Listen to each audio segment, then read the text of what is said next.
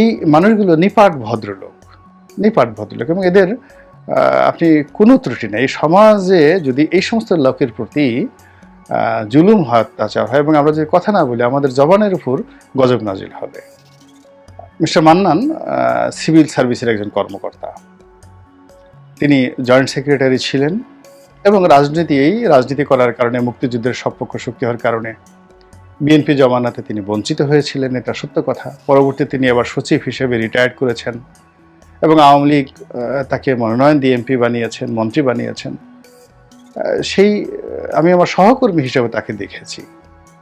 আমরা একসাথে টকশোতে গিয়েছি, অর্থাৎ আমি যখন আওয়ামী লীগে ছিলাম তখন তাকে সহযোগী হিসেবে দেখেছি, আমি বিএনপিতে এসেছি তাকে প্রতিযোগী হিসেবে দেখেছি, একসাথে টকশোতে গিয়েছি।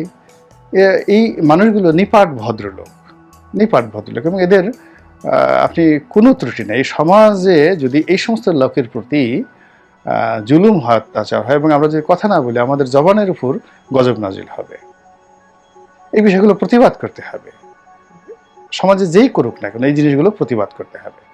তো সেই দিক থেকে আমি মনে করি যে সরকারের যারা কর্তা ব্যক্তি আছেন অতি দ্রুত অ্যাজ আর্লি অ্যাজ পসিবল জনাব মান্নানের বিরুদ্ধে যে মামলা হয়েছে সেই মামলা প্রত্যাহার করাও ফরজ, অবশ্য কর্তব্য, এবং তাকে সসম্মানে বাইজ্জত এই কারাগার থেকে মুক্তি দিয়ে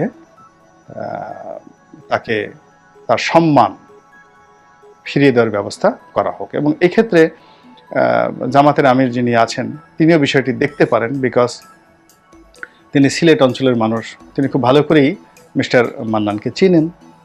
এখন এই যে মানুষের একটা বিপদের সময় ওনার যে এখন বয়স তাও প্রায় 80 বছরের কাছাকাছি, তো এই বয়সে একজন মানুষকে এইভাবে অন্যায় করুক, মানিক সাহেব অন্যায় করেছেন, অ্যারোগেন্সি দেখিয়েছেন, অনেক খারাপ কাজ করেছেন, তার প্রতি কোনো সহানুভূতি কারোর নেই। তারপরও তারাকে যেভাবে হেনস্থা করা হয়েছে অনেকে কিন্তু বলেছেন, কিন্তু মান্নান সাহেবের কি করেছে বলেন?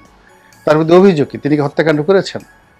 একই অবস্থায় আপনি দেখেন যে আওয়ামী লীগ যে ভুলগুলো করেছে, ময়লার গাড়ি পোড়ানোর মামলায় মির্জা ফখরুলকে গ্রেপ্তার, এম.কে আনোয়ারকে ময়লার গাড়ি পোড়ানোর গ্রেপ্তার, মদুদ আহমেদকে গ্রেপ্তার, এই কাজগুলো করে দেখেন তাদের ভালো হয়নি। কিন্তু একইভাবে আওয়ামী লীগকে আপনি যারা অন্যায় করেছেন সবাইকে শাস্তি দেন, এমনকি ক্রস ফায়ারে দেন, এমনকি তাদেরকে শুলে চড়ান, এমনকি তাদেরকে গিলোটিন দিয়ে তাদেরকে বিচার করেন, তাদেরকে জীবন্ত কবর দেন, মানুষ খুশি হবে। কিন্তু এই কাজ করতে গিয়ে আওয়ামী লীগের একজন নিরীহ মানুষ তার জন্য একটা পশমীয় স্পর্শ না লাগে, এটা রাষ্ট্রের এখন যারা পরিচালক তাদের জন্য এটি ফরজ, এবং এই দায়িত্ব তারা পালন করতে না পারলে তারা দুনিয়াতে অপদস্থ হবেন, তাদেরকেও শেখ হাসিনার পরিণতি বরণ করতে হবে এবং কিয়ামতের দিনও তাদেরকে আল্লাহর দরবারের জন্য জবাবদিহি করতে হবে।